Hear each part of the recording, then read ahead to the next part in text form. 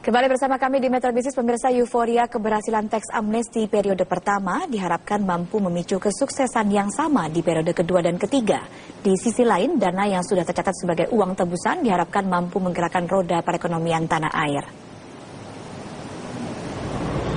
Memasuki periode kedua program amnesti pajak, pemerintah diharapkan bisa mereformasi data perpajakan tanah air dan mengoptimalkan dana yang sudah diraih pada periode pertama.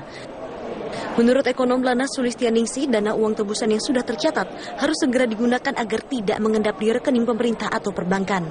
Perlu setelah selesai tahap ini, mereka yang repatriasi ini diberikan semacam sosialisasi gitu ya, bahwa dana ini sebaiknya digunakan untuk menggerakkan sektor real. Bisa juga digunakan sebagai untuk mengembangkan usaha mereka sendiri.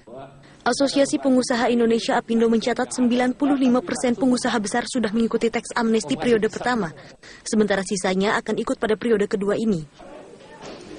Wakil Ketua APindo Suryadi Sasmita mengungkap ke depan APindo akan lebih fokus mengajak para pengusaha usaha mikro, kecil, menengah UMKM. Ada real benar-benar orangnya UKM dan UMKM, ada yang berkedok UKM. Ini penting sekali. Karena yang berkedok itu mereka memakai UMKM atau UKM 4,8 miliar per tahun itu, dia punya turnovernya, itu sebenarnya punya rumah di luar negeri banyak. Ya, ini kan yang berkedok, ya, itu jumlahnya cukup besar.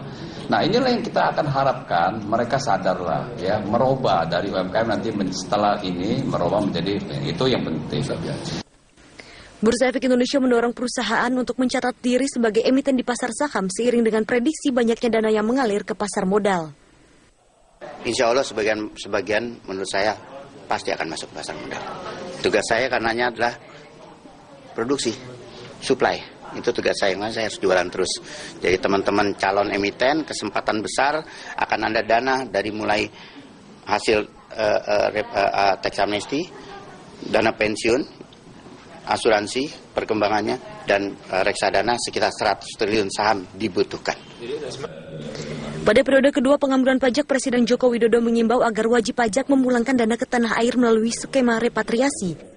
Jokowi memastikan pemerintah siap melindungi aset yang sudah masuk ke Indonesia melalui revisi Undang-Undang Perpajakan.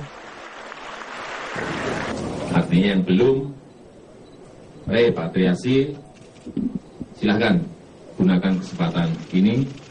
Yang belum deklarasi juga silahkan gunakan kesempatan yang. Periode pertama amnesti pajak yang telah berakhir pada akhir September silam mengukir hasil di luar ekspektasi pemerintah, pengusaha, dan bahkan sejumlah analis. Program ini setidaknya telah meraup uang tebusan hingga 97,2 triliun rupiah dan pelaporan harta lebih dari 3.600 triliun rupiah.